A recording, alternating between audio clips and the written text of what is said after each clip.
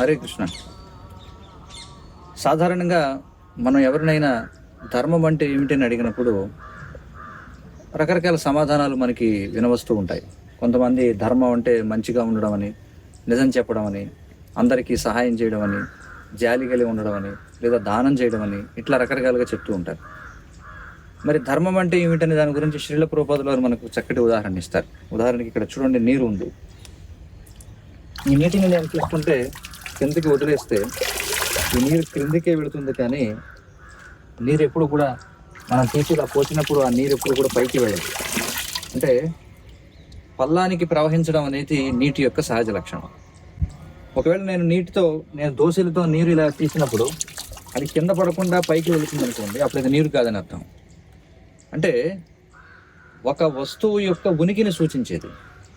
ద్రవత్వం అనేటువంటిది నీటి యొక్క ఉనికిని సూచిస్తుంది. నీటి నుండి ఆ క్రిందికి ప్రవహించడం, ఆ ద్రవత్వం అనేటువంటి లక్షణాన్ని తీసేస్తే నీరు తన యొక్క ధర్మాన్ని కోల్పోయినట్టు. కాబట్టి ధర్మము అంటే నిర్వచనం ఏమిటంటే సహజ స్వభావము అని అర్థం. అదేవిధంగా ఆత్మ యొక్క ధర్మము ఏమిటి అంటే ఆ భగవంతుణ్ణి సేవించడం. హరే కృష్ణ.